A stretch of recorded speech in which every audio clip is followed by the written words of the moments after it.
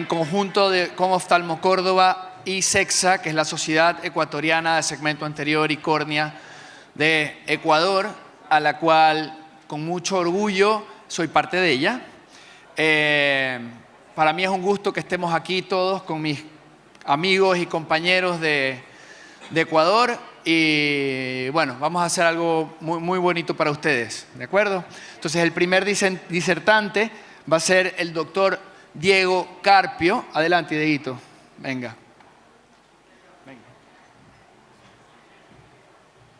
Bueno, muy buenos días, gracias, muchísimas gracias por la invitación, Luis Alberto. Para mí es un orgullo estar aquí en Oftalmo Córdoba y les traje unos casos de pupila pequeña y van a ver un manejo tal vez un poco diferente al que se acostumbra, pero la experiencia me ha dado que se debe hacer así, o al menos yo lo hago así.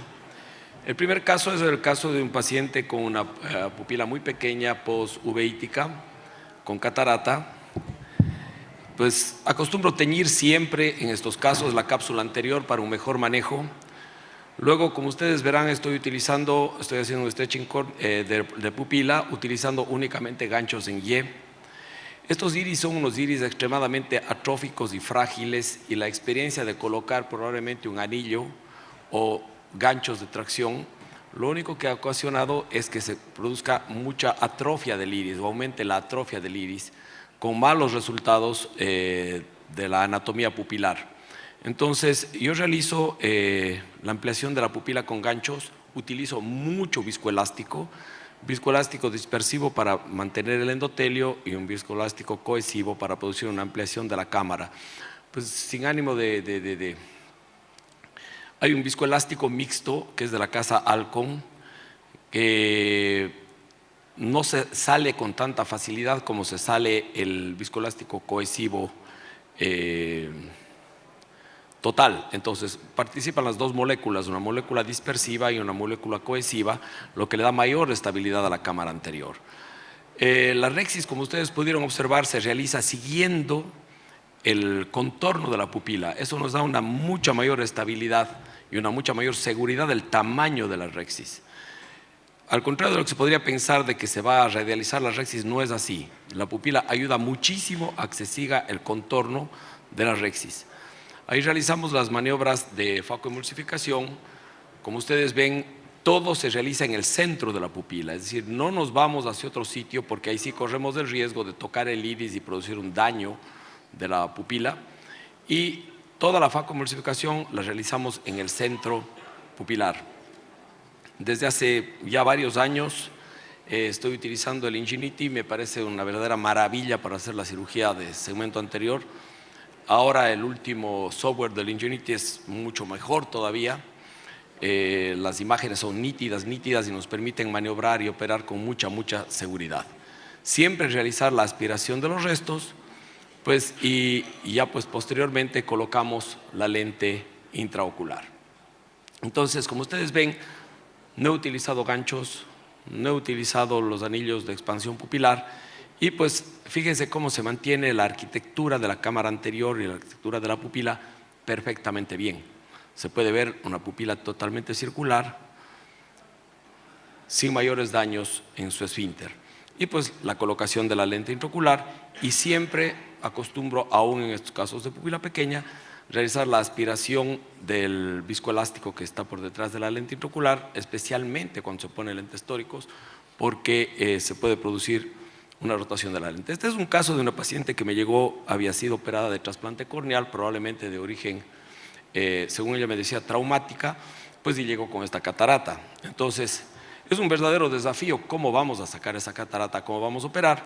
Y ustedes verán que realizo las mismas maniobras de dilatación pupilar y se van separando las sinequias y la pupila va adquiriendo su forma natural, su forma normal. Fíjense cómo en la parte superior, a la hora 12, ya se separó totalmente de la parte donde estaba sinequiada y pues logro tener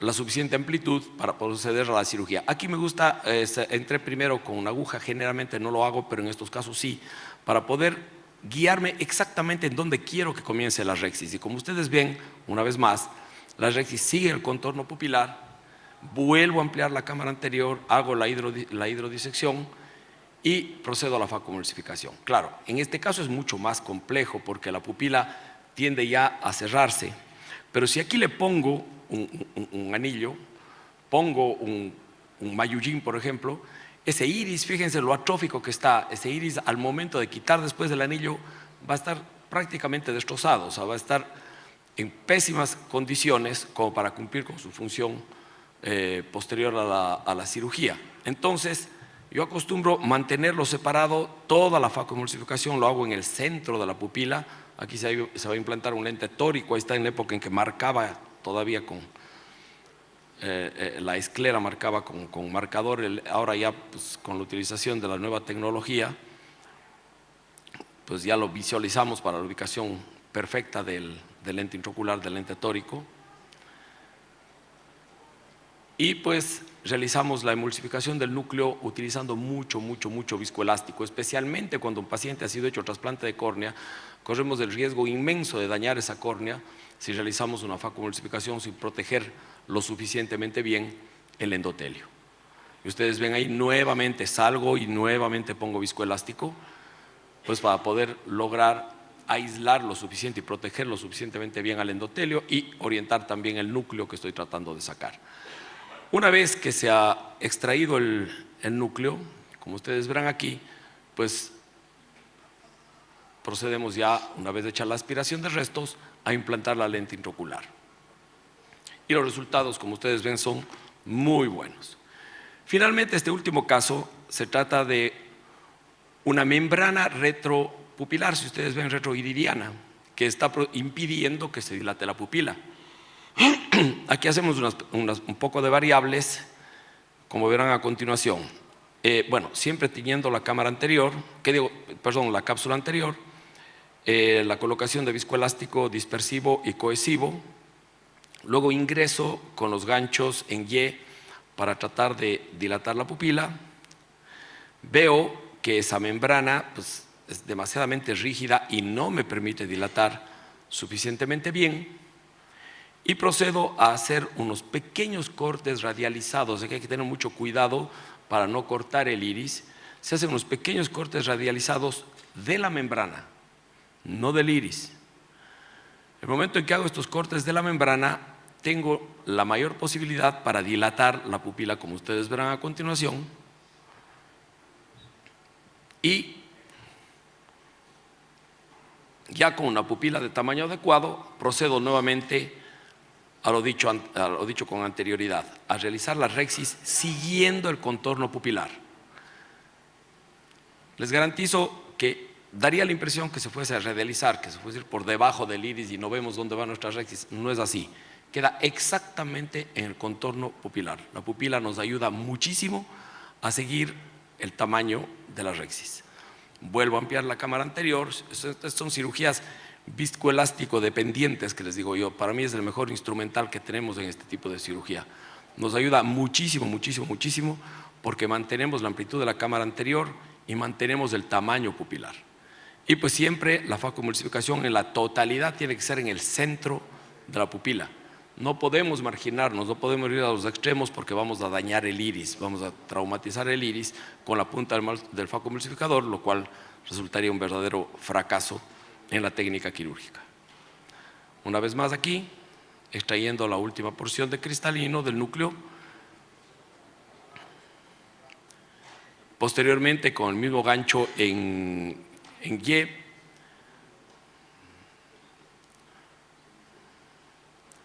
voy a explorar el contorno por debajo del iris y realizo la aspiración de los restos para finalmente producir la implantación de la lente intraocular.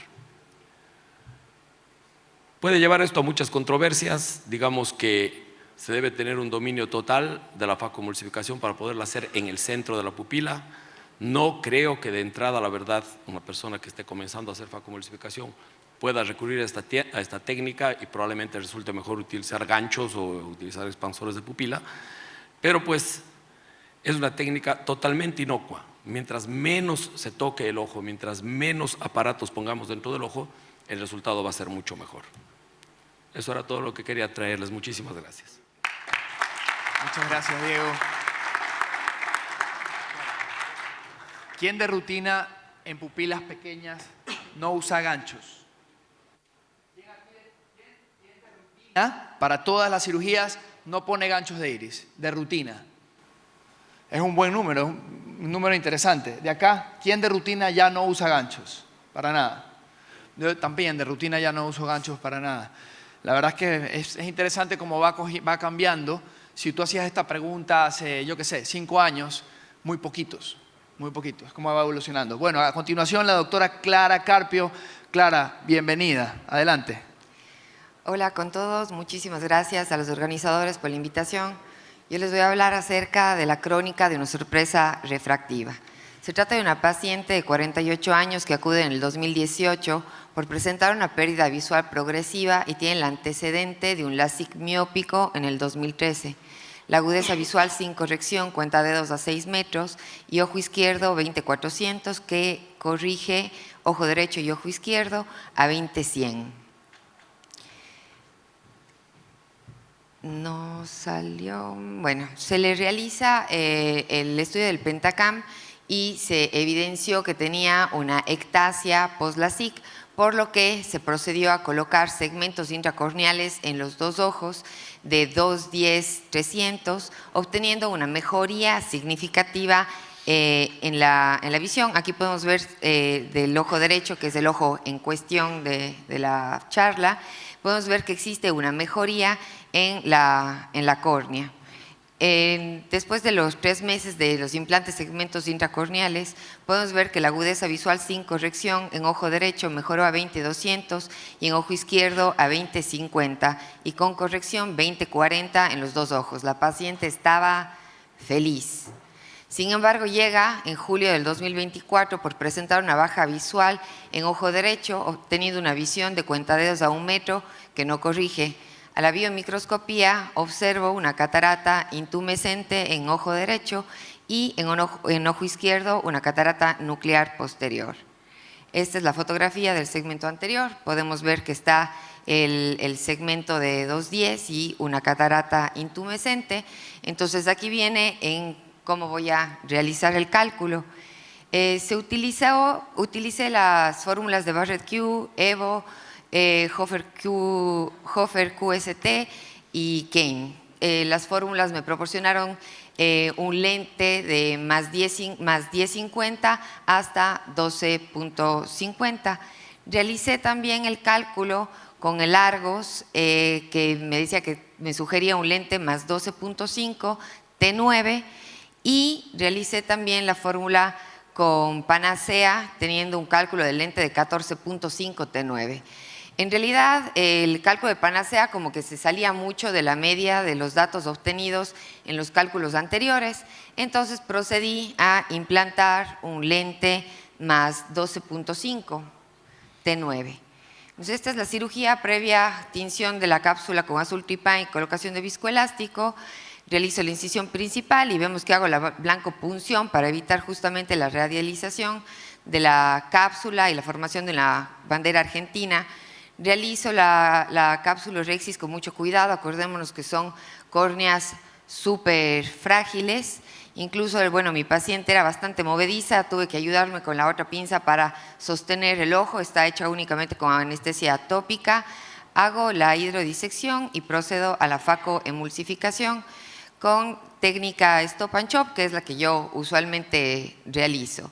La cirugía evoluciona sin mayores novedades, el núcleo estaba durito, una cirugía bastante rápida y sencilla, o sea, no hubo mayor complicación. Realizo la aspiración de los restos corticales con bastante cuidado porque era una bolsa bastante laxa.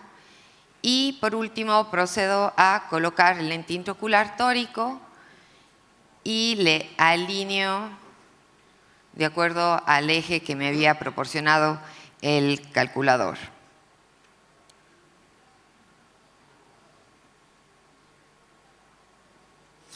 Esta es de la foto del primer día del posoperatorio. Vemos que existe un pequeño edema corneal que evidencia el flap de la cirugía anterior y vemos que también está ahí el segmento intracorneal con una burbuja en cámara anterior que me ayudó a cerrar la herida, ya que mi paciente, como insisto, era bastante movediza. Todo se encontraba bastante bien, le dejé con sus antibióticos y corticoides tópicos. Esta es la fotografía del tercer día del posoperatorio. Igual bastante bien, con un ligero edema y la burbuja ya se encontraba reabsorbiéndose. A la semana del posoperatorio le tomo la agudeza visual y me encuentro con que tiene una visión de 20-150.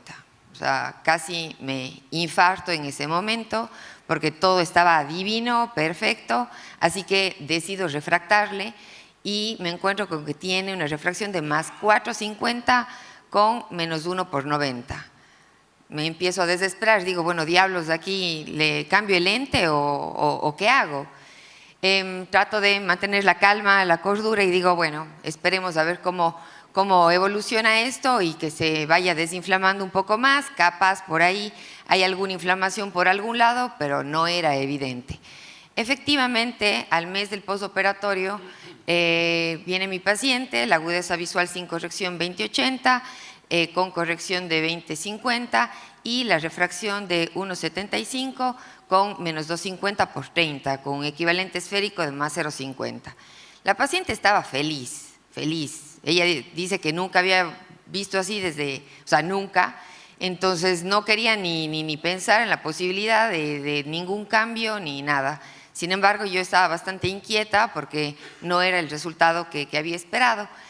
Viendo de una manera retrospectiva, el cálculo con Panacea era como que el más acertado y esto se debe justamente a la comparación que hace la fórmula de la cara anterior y la cara posterior. Todos los demás estaban como que un poquito incierto debido justamente a los cambios que había sufrido esa córnea. Entonces, este ojo no le voy a tocar, pero el siguiente tengo que operarle y seguramente le haré con el cálculo de Panacea. El cálculo de la lente intraocular en córneas que han perdido su arquitectura y biomecánica es un verdadero desafío, así que debemos advertir al paciente que puede existir un error en el cálculo. Los factores que llevan justamente a este error son alteraciones en la medida del poder corneal, errores en la fórmula y la dificultad en la refracción de ese paciente. O sea, la parte subjetiva es enorme de la refracción subjetiva. Los biómetros difícilmente proporcionan mediciones reproducibles y el valor de la queratometría se basa en asumir la relación entre la cara anterior y posterior de la córnea. Es por esto que Panacea nos da el cálculo más confiable. La fórmula de Kane es bastante útil en queratoconos en todos los estadios, principalmente los avanzados. Y lo más importante para mí fue que en pacientes con queratocono severo, el target es obtener un equivalente esférico aproximado de 1. Y con eso ya consideramos un éxito y con eso me quedé tranquila. Gracias. Excelente, doctora Carpio. Muy interesante lo de Panacea, ¿no? Yo nunca lo he usado, pero muy interesante. Adelante.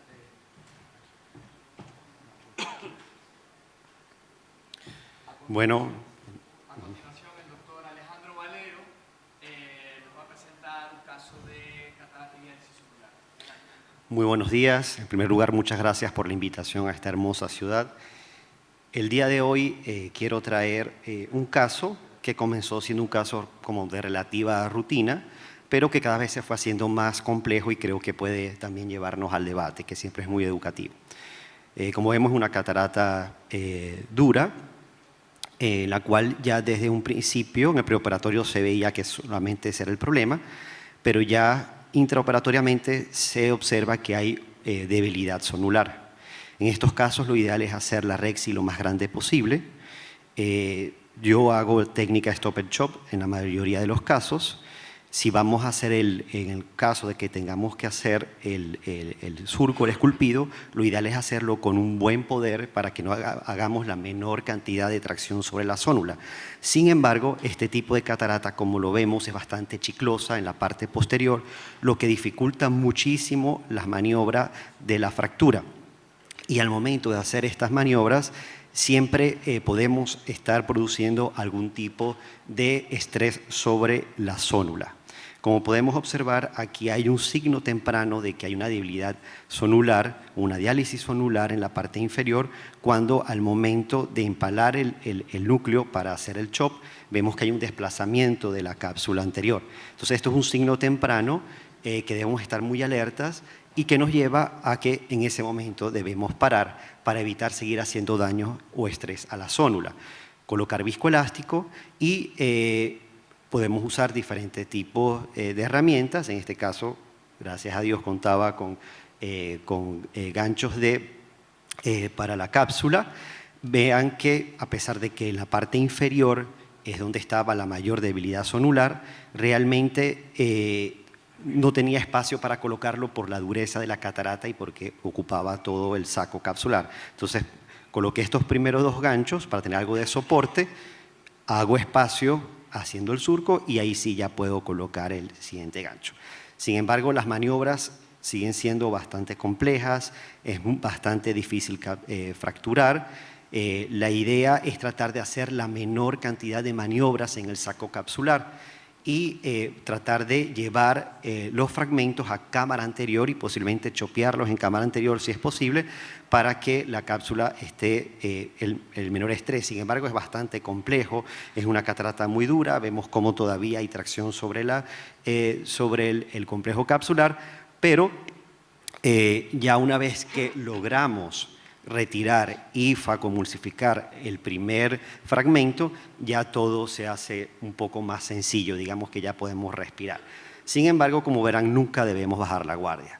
Bueno, una vez que se ha culminado con la facomulsificación, tratar siempre de mantener la estabilidad de la cámara anterior, nunca salir bruscamente, para eso nos valemos de viscoelástico o de aire, y decido colocar un anillo de tensión capsular. Que pasó algo que realmente no me fijé hasta después de que vi el video, y es que al momento de colocar el anillo de tensión capsular, esa misma tensión que ejerce, vemos cómo va en la parte superior, va también produciendo una diálisis en esa área. ¿Okay?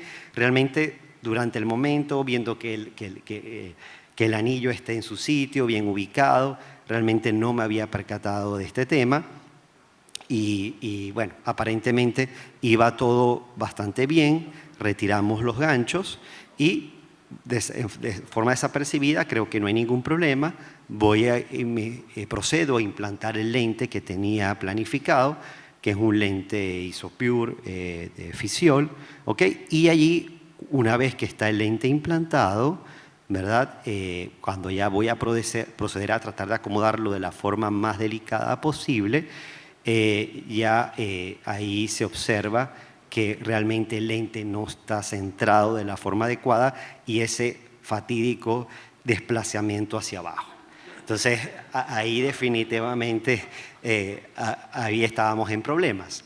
Entonces ya en ese momento, bueno, hay que tomar una decisión. Dejamos el lente en sulcus, no es una opción. Sabemos que a largo plazo puede producir uveitis crónicas y además de eso puede hacer, posiblemente no va a tener el soporte adecuado. Podíamos cambiar por un lente de 3 piezas. ¿Por qué no pensar en un segmento capsular de ADMET? Podría ser una buena opción. ¿Y por qué no un lente Artisan de Aphakia? En ese momento ya la pupila estaba muy pequeña, tenía muy poca visualización yo realmente de cómo estaba la zónula, entonces tampoco estaba tan debilitado como para que vaya a haber una luxación total del lente. Entonces decidí en un segundo tiempo quirúrgico continuar con el procedimiento previa valoración en lámpara de hendidura en el postoperatorio. Entonces en ese momento, ya viendo lo que... Entonces, en ese momento, ya una vez que tomo la decisión, lo que decido es retirar el lente, que como ven estaba subluxado, y colocarlo por un lente de 3 piezas.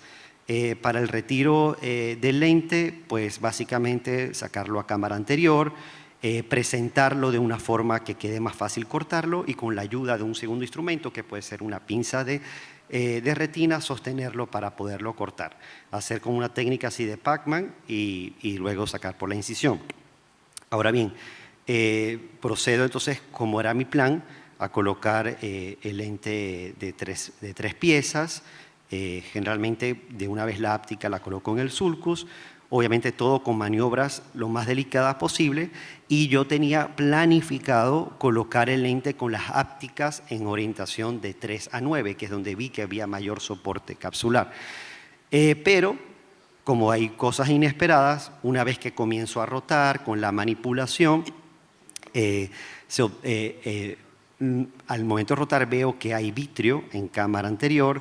Entonces no lo dejo en el lugar adecuado o que tenía planificado, coloco un poco de triamcinolona para algo de visualización, y bueno, en primer lugar sí, solo retiro el vitrio de la incisión principal con tijera, y incluso trato, como ustedes podrán ver en la imagen, el lente no estaba con un soporte adecuado, entonces yo iba preparado también con un lente de fijación al iris, con un Artisan de afaquia. Y dije, bueno, no me puedo arriesgar a tener un mal resultado. Hice el túnel esclerocorneal sin penetrar la cámara anterior, y con la cámara anterior intacta traté como mover un poco más o desplazar el lente que ya tenía, como para presentarlo fácilmente y poderlo retirar.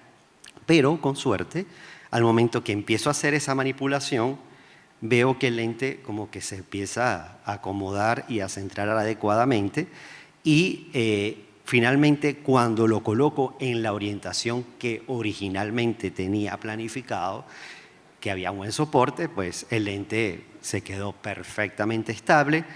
Hago un poco de vitrectomía anterior ya para terminar de quitar el vitrio, y ya tengo un resultado muy bueno, con una pupila negra central redonda y un lente centrado. Entonces, en conclusión, cualquier caso se nos puede hacer complejo, aunque parezca de rutina.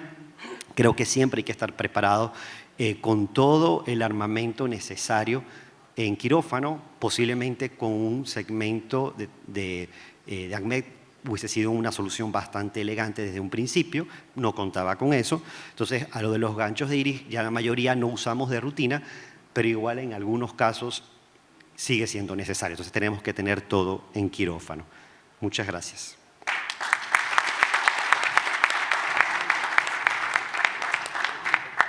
La verdad que muy interesante. Muy interesante. Lo que más importante es la enseñanza que nos deja a todos nosotros, porque en estos casos difíciles donde uno aprende. Alejandro, viendo para atrás, ¿qué hubieras hecho diferente? Creo que eso es lo más valioso que les podemos dejar. Bien. Lo más importante, creo que lo más importante es de que nunca bajar la guardia, porque el caso pudo haber fluido bastante mejor si yo hubiese estado atento a que en la parte superior también había una diálisis o se generó después una diálisis. Y eso pasó desapercibido. Entonces, ¿por qué? Porque estaba concentrado que la cápsula posterior esté bien, ya veníamos del estrés de toda la otra parte del procedimiento y se bajó un poco la guardia. Entonces, como que estar atento que cuando hay algún tipo de complicación, siempre puede haber más. Entonces, básicamente, yo creo que esa es para mí la mayor enseñanza. Dieguito, ¿qué hubieras hecho diferente? Un comentario nada más. Yo en esos casos siempre pongo lente de 3 piezas. O sea, cambio ese momento, no me quedo con el monopieza. Cambio al lente de 3 piezas. Es lo mejor, y se le pone en el sentido contrario o sea, en el sitio donde está la diálisis. Las ápticas, porque eso ayudan al soporte y se centra mucho mejor. Ok. Bueno, para ganar tiempo un poquito al evento, el doctor Marcelo Larco nos va a presentar una charla muy interesante que sigue el hilo de las debilidades onulares. Adelante, Marce. Gracias Luis Alberto. Cuando nos enfrentamos a un paciente con debilidad onular, tenemos que pensar en qué momento implantamos el anillo de tensión capsular, y es muy válido en estas circunstancias el concepto del doctor Rosenthal, que dice que se lo debe colocar lo más tarde posible, pero lo más temprano que sea necesario, valorando el riesgo, el porcentaje de éxito versus el riesgo de este procedimiento. Otra incógnita que surge es, ¿colocamos el anillo antes de retirar el núcleo o después de retirar el núcleo? En los pacientes que tienen pseudoexfoliación, sabemos que este material no solo se deposita en la cápsula anterior, sino también en la zónula, provocando debilidad. Es por eso que estos pacientes presentan un índice de vitrectomía mucho más alto que los pacientes sin riesgo. En este estudio, el riesgo de tener una vitrectomía sube del 2 al 15%.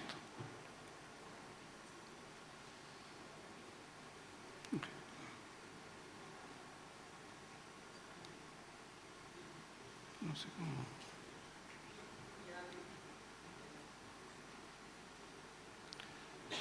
Este es un caso con pseudoexfoliación. Yo soy el único del panel que sí estoy a favor de colocar ganchos o anillos para dilatar la pupila.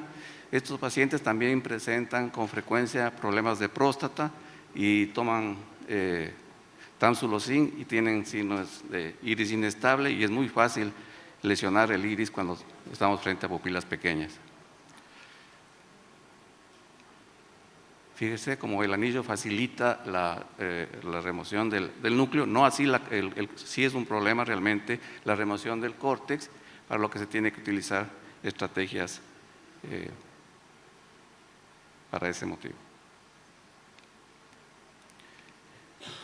En este artículo se manifiesta que se debe hacer una hidrodisección para crear un espacio por el que se desplace el anillo y ya libere el córtex.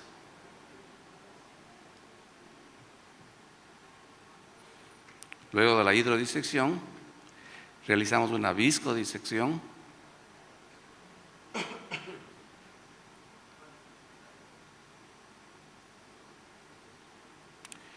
Y colocamos el anillo con la ayuda de un gancho de Sinskey para evitar traumatizar el bajo. En estos casos desafiantes de pseudoexfoliación, el manejo de estos casos con un anillo de tensión capsular puede ser la diferencia entre el éxito o un completo desastre. A veces provocamos una diálisis iatrogénica.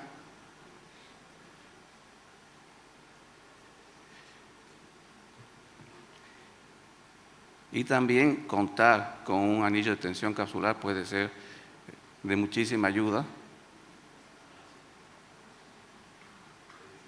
para finalizar la cirugía de manera exitosa.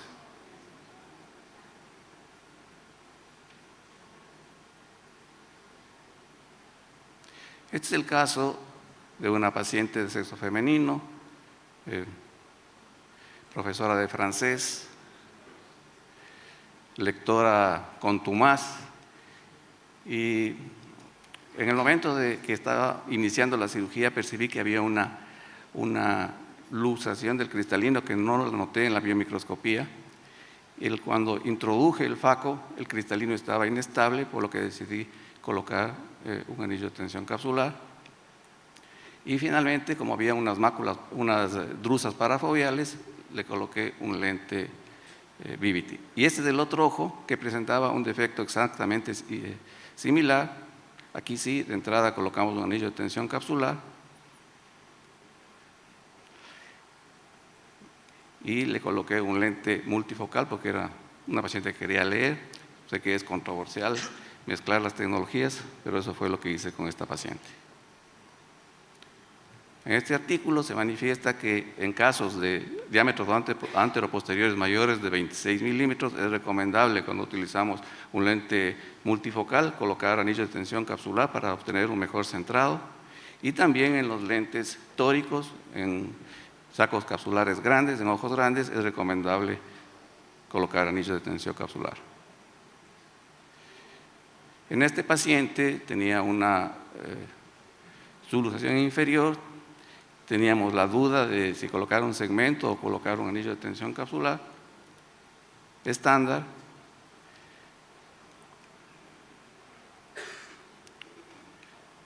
Hacemos la viscodisección y cuidadosamente implantamos el anillo de tensión capsular para no provocar un mayor trauma de esa diálisis sonular.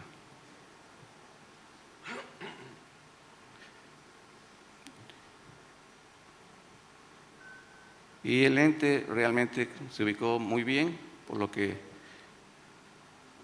no fue necesario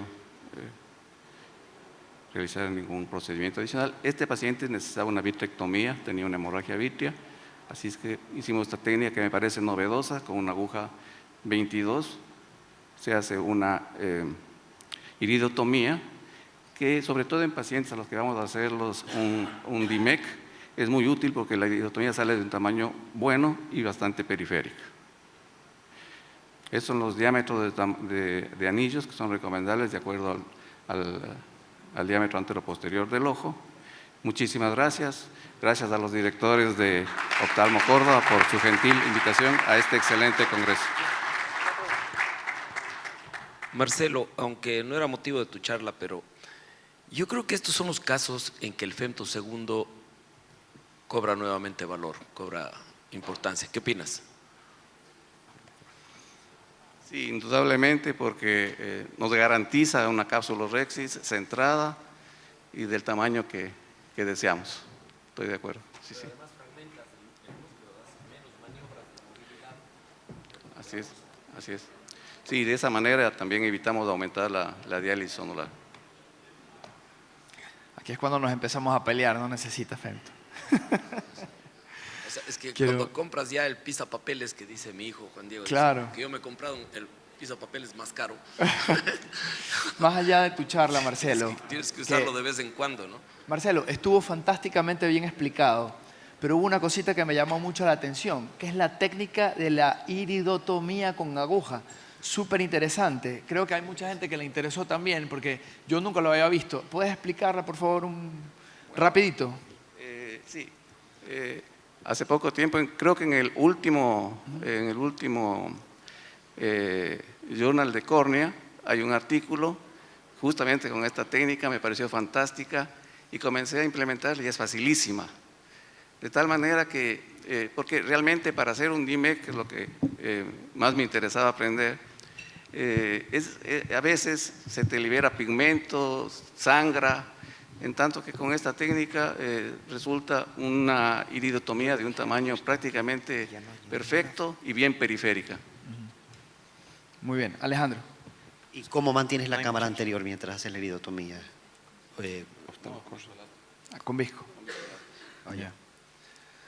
Bueno, quiero felicitarlos porque están manteniendo un tiempo adecuado. Eso es de agradecer, así que muchísimas gracias a todos. Lo están haciendo muy bien en cuestión de tiempo. A continuación, voy a presentarles un... ¿Ya está? Pónganlo, por favor. Ok, ahí estamos. Este tema es bastante controversial. Estuvimos con los chicos ahora en Barcelona, ahí lo presenté. Y se trata de qué hacemos cuando nosotros no tenemos ganchos. Y esa es una realidad de toda Latinoamérica y estoy seguro que ustedes, algunos, pueden trabajar en un hospital donde vas a pedir ganchos y te dicen que no tienen. Antes de empezar, voy a mencionar dos instrumentos básicos. Primero, el manipulador de bolita. Ese es el primero, que lo van a escuchar mucho. Y lo segundo, quiero que tengan en la cabeza que los viscoelásticos dispersivos son una cosa y los dispersivos de alta viscosidad son otra cosa, y van a escuchar mucho dispersivo de alta viscosidad, ¿de acuerdo? Entonces esto tienen que tenerlo en la cabeza, ¿vale? Ok, entonces, primer caso. En este caso teníamos una diálisis focal bastante grandecita. Pido los ganchos y, como siempre, doctor, ¿qué ganchos? No hay ganchos aquí. Entonces, el primer truco que tienen que aprender es el ViscoShield inverso. En el área de la diálisis, lo que tienen que poner es viscoelástico dispersivo y hialuronato de sodio al 3%. Y encima del viscoelástico dispersivo es un dispersivo de alta viscosidad para empujar el dispersivo contra la diálisis. Luego van a introducir su ball tip, su manipulador de bolita, y con el ball tip van a agarrar la Rexis. Y todo el tiempo, cuando hagan tracciones, van a trabajar agarrando la Rexis. Entonces siempre sostener el back y rotar con movimientos desde muy a la periferia para producir menos tracción. y así van haciendo con todos los cuadrantes, siempre reponiendo viscoelástico. En estos casos no tienen que dejar que la cámara colapse y lo hacen así todo el tiempo. Siguiente, vuelven a reponer el ViscoShield inverso y sosteniendo el back tienen que traer el fragmento al centro. Luego sueltan por un momento el back y van a chopear con la parte anterior del chopper. No es la técnica normal. Y tienen que darse cuenta que siempre tienen que sostener el back. Sosteniendo el back, vuelven a poner viscoelástico, nunca dejar colapsar la cámara anterior y con la cámara anterior llena para tener estabilidad del saco, ya pueden rotar con más facilidad porque ya no tienen la mitad del núcleo. Reponen viscoelástico, siempre viscoelástico dispersivo de alta viscosidad, que es lo que yo recomiendo, cada uno puede usar lo que quiera, ¿sí? Y nunca dejar colapsar. Repongan su ViscoShield inverso las veces que sea necesario, sueltan un ratito el back y chopean como lo están viendo ahí. Finalmente, para las cortezas, tienen que, de nuevo, nunca dejar de sostener el back. Es muy repetitivo, pero es lo que hay que hacer.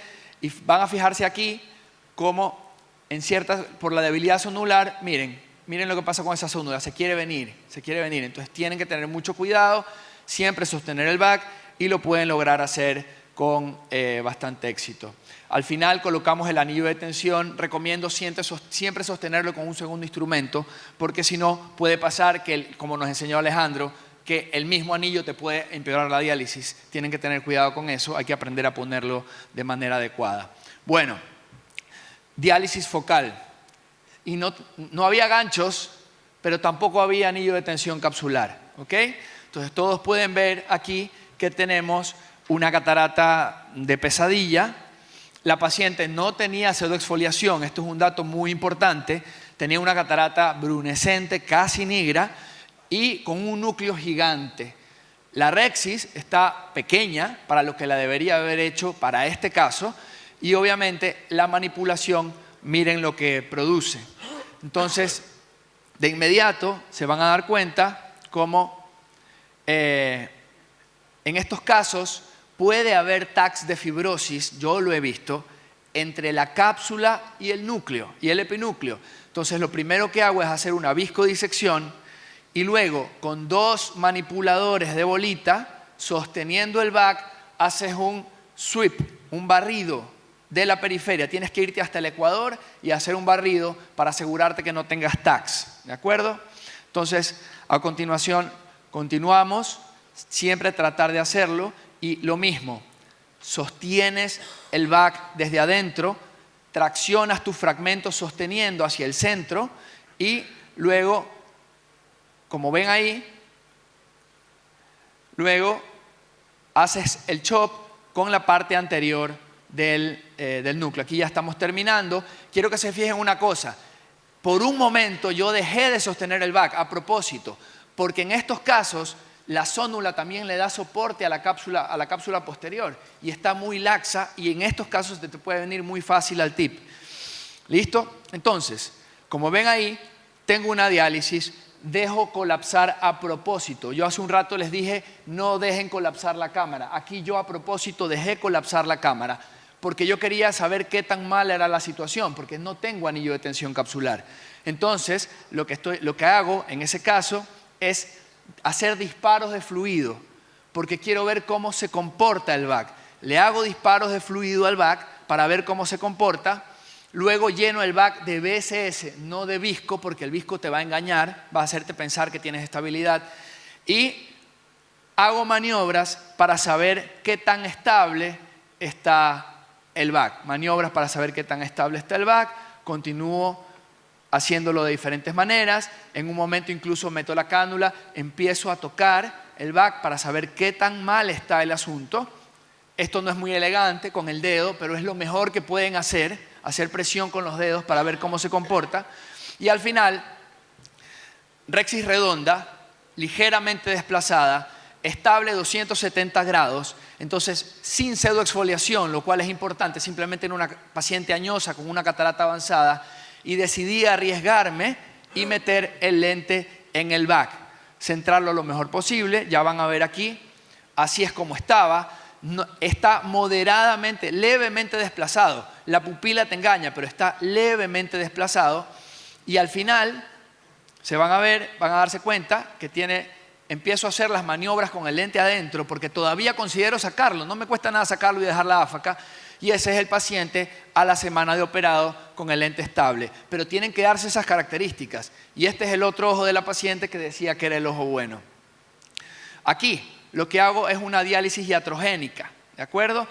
Dense cuenta que el lente se está yendo hacia el vitrio. Esta diálisis la causé yo por apurado, uno siempre está apurado, muchos pacientes, por tratar de meterlo de forma grosera dentro del back, yo causo la diálisis. Entonces, en este caso lo que hago es retirarlo, dense cuenta de la diálisis que he causado, ¿sí?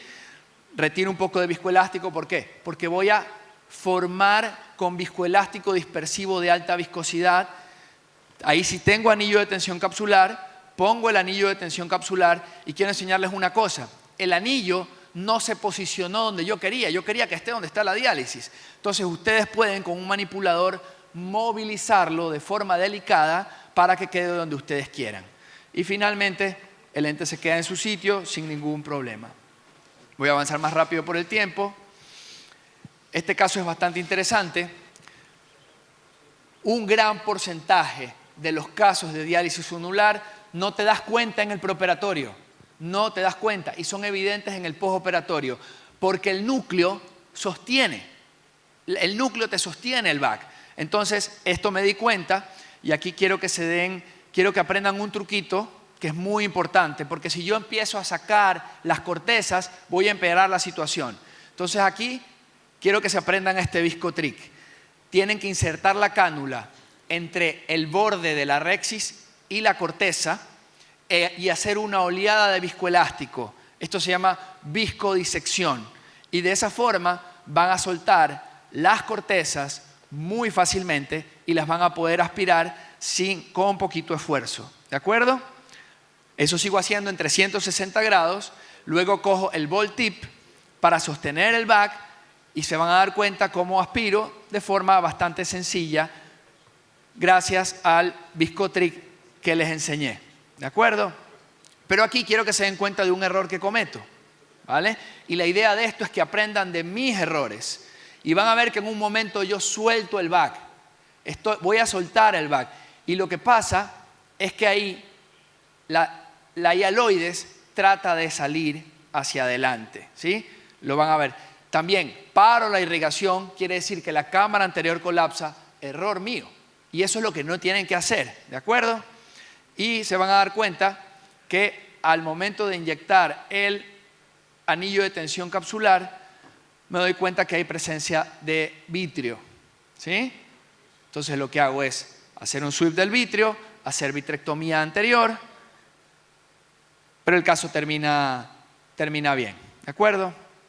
Finalmente, no todos los casos quedan con el lente dentro del saco, no todo es así, ¿vale? Hay ciertos casos en que ahí ya es un poco de feeling, tienes que sentir la catarata, ¿sí? En este caso hacía demasiado movimiento, había una debilidad generalizada, entonces es esa sensación que yo digo, no, esto tengo que hacerlo extracapsular, y en realidad no es extracapsular, sino que es intracapsular, pero está bien porque siempre puedes parar y planificar un artisan de afaquia para un segundo tiempo y ese paciente lo va a agradecer. Muchísimas gracias.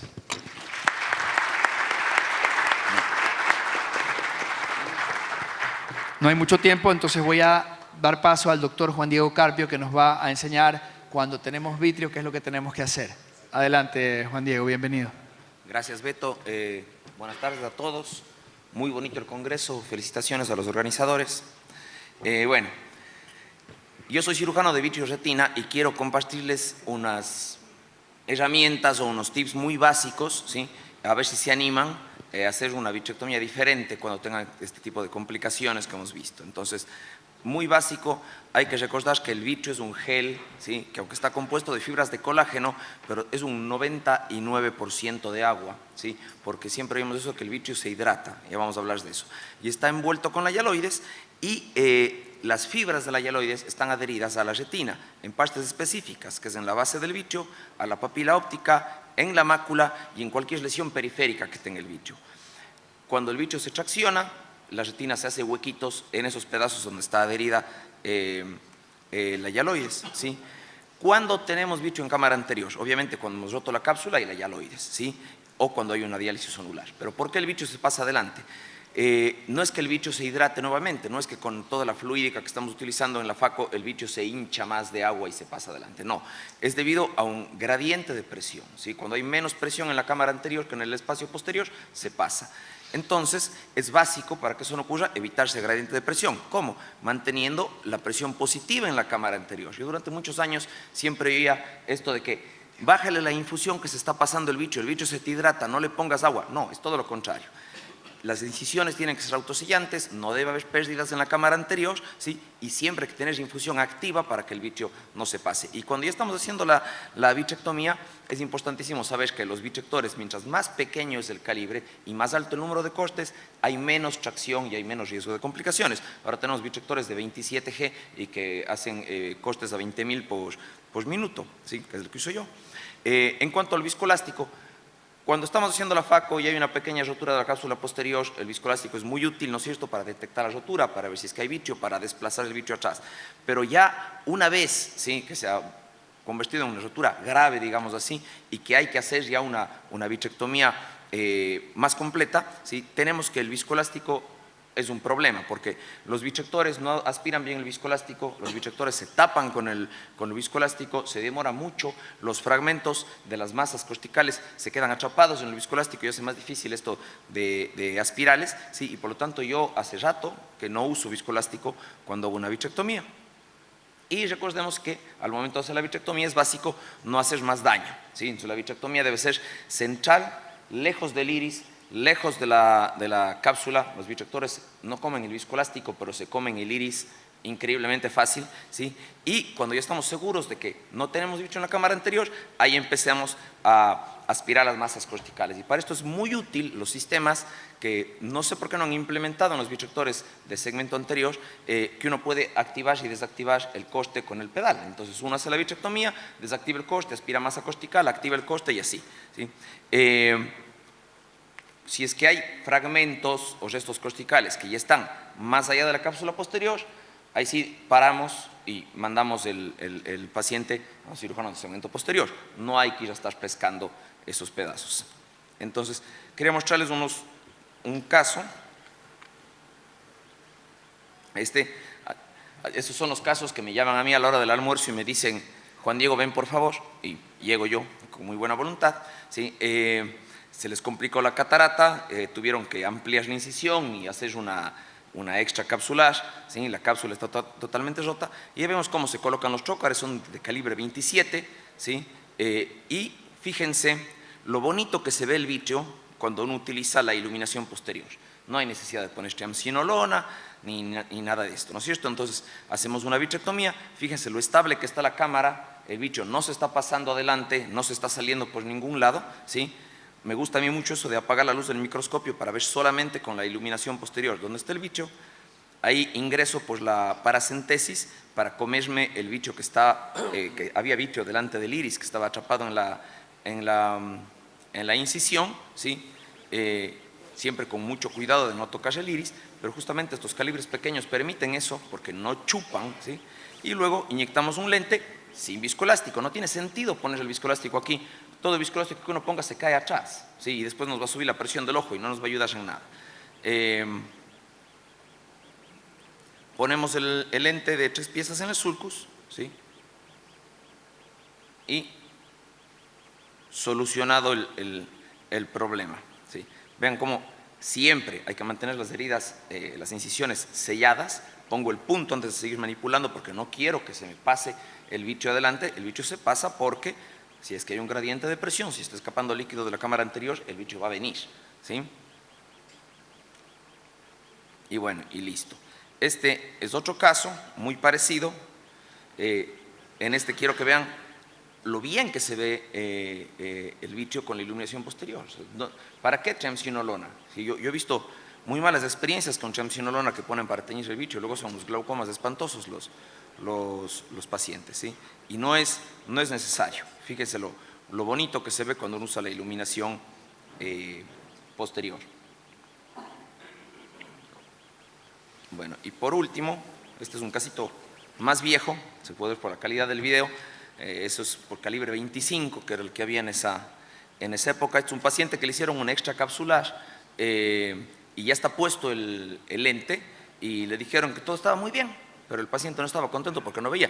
Tiene todavía la burbuja de aire porque se le habían operado 2 días antes de esto. El paciente se llegó solo por su cuenta. Y vean la cantidad de masas corticales que se les quedó atrás, que no pudieron aspirar porque habían roto la cápsula. Entonces, aquí se ve clarísimo cómo, lo que yo les hablaba, con el pedal se apaga el coste, chupo la masa, ¿sí? Le llevo al centro y cuando estoy en el centro prendo el coste de nuevo y me como. Eso es súper útil. Cuando uno hace vitrectomía anterior con el vitrector de segmento anterior, se puede hacer eso, pero se necesita que el ayudante esté prendiendo y apagando el coste con el dedo en el aparato, ¿sí? Entonces, no sé cuál es el motivo por el que las casas comerciales no han habilitado esta función para los vitrectores anteriores, ¿sí? Pero si ven ahí, se apaga el coste, se chupa la masa, se prende el coste y se come la masa, ¿sí?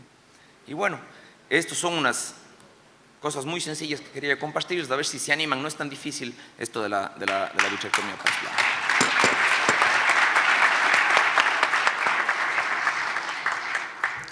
Juan Diego, yo quisiera hacerte un comentario. Yo tengo entendido que ya en algunos posgrados se está comenzando a enseñar en la parte de segmento anterior, en la subespecialidad de segmento anterior se está enseñando también a realizar vitrectomía pars plana. ¿Cuál crees que es la mayor ventaja por sobre hacer una vitrectomía como presentó Alejo, por ejemplo, tiñendo con triamcinolona por cámara anterior? A ver, es la estabilidad de la cámara, ¿sí? Del ojo en general, y que el vitrio no se pasa. A ver, yo de vez en cuando me toca hacer una vitrectomía por vía anterior. No tiene punto de comparación. Es que la vitrectomía anterior, cuando lo haces, es una pesadilla. Y en cambio, pars plana, el ojo siempre está estable. Uno le ve al vitrio, uno se come el vitrio no está saliéndose por las heridas y por las incisiones todo el tiempo. Es que no tiene punto de comparación. Y en caso de que estés trabajando con un equipo que es solo para segmento anterior. Ahí es cuando me ha tocado hacer la vitrectomía. Claro, pasa, sí. A ver, claro, tiene sus ¿cómo se llama? Su complejidad. Vos dices, bueno, ¿y cómo hago la vitrectomía pars plana? Yo estoy operando con el Centurión y se me rompe la cápsula. ¿Y qué? Hago que me traigan el Constellation y le prendo. Sí. Tienes toda la razón. O sea, no estoy diciendo que sea algo que se pueda hacer siempre. Ocurre que yo todas mis sesiones quirúrgicas son de facos y de vitrectomías mezcladas y siempre tengo el Constellation con el pack combinado. Pero, a ver, yo creo que vale la pena intentar, es algo bastante interesante. ¿Qué opinas de hacer una esclerotomía y meter el vitrector anterior atrás? ¿Qué opinas de eso? Eso es lo que se hacía antes. Las vitrectomías antes se hacían a través de esclerotomía sin trócares. Si es que es lo que tienes que hacer, y si tienes el vitrector de segmento anterior, puedes hacer una esclerotomía y meterle por ahí. No es lo ideal, ¿sí? Algo que cambió completamente, uno de los cambios más grandes que ha habido en la evolución de la vitrectomía fue cuando habían los trócares, pasaron los trócares a ser valvulados. Es increíble. Entonces, el rato que haces la esclerotomía no tienes ni siquiera un trócar. Se te sale el vitrio por la esclera y cosas así, pero claro, es una muy buena opción. Yo he hecho vitrectomía pars plana con el vitrector anterior a través de una esclerotomía hecho con el cuchillete de 15 grados, sí. Luis. Perdón, pero algo debo estar haciendo mal. Yo tengo un Overtly, un Catarrex 3 y tengo los 23 Gauge, los vitrectomos 23 Gauge, y habitualmente lo único que necesito es un trocar y lo pongo por pars plana. Un trocar 23. Claro, un trocar 23 y lo pongo por pars plana y es un vitrectomo anterior. Lo que pasa es que no voy a hacer una vitrectomía posterior, voy a hacer una corvitrectomía, voy a estar adelante. No voy a necesitar ni siquiera un inversor. Sí, o sea, es válido. Sí, claro, totalmente. Es importante. ¿Y la infusión dónde le pones? No, generalmente pongo una Por la córnea. vía por adelante. Sí. Por adelante, sí. Una vía por adelante, porque el tema, lo que dicen los vitrectomistas es que cuando uno va con el vitrectomo por adelante y sale, vuelve el vitrio de nuevo para adelante. Claro. Ahí estoy por atrás y tengo la infusión por adelante. Cerrar la incisión principal. Siempre. Todo el ojo Sí, cerrado y una infusión por adelante. Al hilo Eso de es lo que esto, hago. ¿cómo recomiendas dar el salto? Empezar. Yo nunca he hecho una vitrectomía posterior. ¿Cómo me recomiendas empezar, entrenar, algo así? Uy, a ver, poniendo bien, aprendes a poner los chócares, que es básico. Lo primero, sí, no, es que es básico, no, el chócar no se clava así, ¿no? Sí, yo siempre uso 3.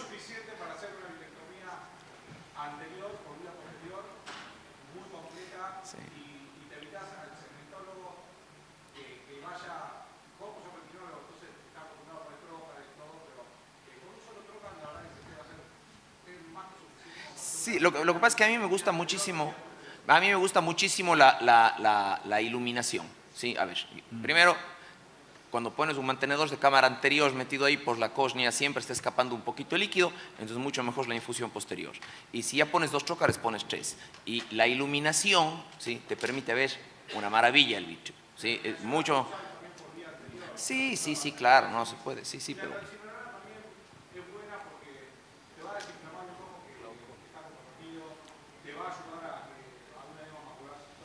Sí. La transilunar, no solamente para ver el vitrio, sino también No es muy buena. No me para- gusta a mí porque yo he visto pacientes que han terminado con válvula por glaucoma secundario, triamcinolona, rupturas capsulares sencillas y que les pusieron triamcinolona para ver el vitrio y luego el paciente termina poniéndose una válvula. ¿Sí? Produce mucho glaucoma la triamcinolona. Ese paciente tiene un glaucoma de base casi seguramente. Una acá, a ver. ¿Qué tal? En estos casos que no hay entrenamiento para poner trócares o no los tenemos, en el caso que lo hubiera, algo que me suele funcionar es hacer paracentesis o utilizar ya la paracentesis y abrir una en la zona contralateral y dejar el ojo muy sellado, la herida principal, y entrar con la irrigación por esta paracentesis muy ajustada y con el vitrector por la otra, pero internarme con la punta del vitrector por el hall de la cápsula posterior hacia el interior del vitrio. Es decir, no hacer vitrectomía en la cámara anterior, sino en el vitrio, pero entrando por una paracentesis. Si uno hace eso, está haciendo algo similar a lo que tenemos cuando ponemos un trocar. No hay salida de vitrio a cámara anterior y pues se puede usar cuando no tenemos los trócares. Quiero hacer una pregunta interesante que es para Clara. En FACO post segmentos de anillo intraestromal, pones tórico, esos pacientes tienen astigmatismo todos, ¿vale? Entonces, pones tórico en todos, me imagino que no, pero esa es la primera. Y si no, ¿qué es lo que te hace a ti decidir a este le pongo un tórico y a este no le pongo un tórico? Pregunta. Ven acá, ven. Bueno, no te creas que tengo muchos pacientes que les he operado ya de catarata con segmentos. Pero si eres de Cuenca, hay Sí, queratocono. no. Pero a los que les he operado sí les he puesto tóricos. En general yo pongo un solo segmento y eso ayuda a que la córnea sea más regular y tenga un eje más preciso. O sea, y esa es una de las razones por las que pongo un solo segmento. Poner 2 segmentos intraestromales genera ya alteraciones en la curvatura de la córnea y ahí sí se te hace más difícil implantar un tórico por el riesgo de tener luego un eje cruzado.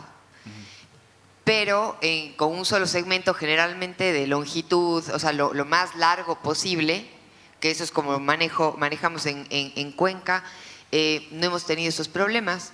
Entonces, si tienes un astigmatismo considerable, o sea, 3 en adelante, pues va para tórico. O sea, me guío bastante en los datos de largos y la verdad me ha ido súper bien. En este cálculo fue un poco más complejo porque ya no solo era el tema del queratocono, sino que ya teníamos una pérdida de tejido por un LASIK miópico previo.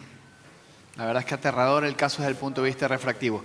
Bueno, quiero agradecerles a ustedes porque el tiempo que se han tomado para hacer este simposio ha sido el adecuado. Teníamos hora y media para hacer el simposio, lo hemos hecho en 1 hora y eso es de agradecer porque es respeto a los organizadores, respeto a la audiencia.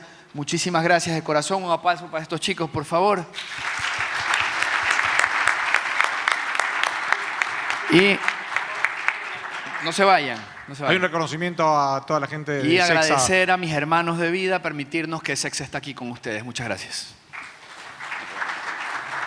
Bueno, muchas gracias, Luis, por la organización de este simposio. La verdad que estamos muy agradecidos, muy honrados y muy felices de que esté la familia Carpio con nosotros, Alejandro, el doctor Larco también. La verdad que para nosotros es un gran honor que estén acá, con su nivel científico tan alto. Creo que el año que viene se organiza el Congreso Pancornio en Ecuador, así que están todos invitados a conocer ese hermoso país, los que no lo conocen. Y bueno, como dijo recién Noé, ahora le vamos a entregar las placas para que se lleven un recuerdo acá de nuestra ciudad y de Oftalmo Córdoba. Muchas gracias por venir.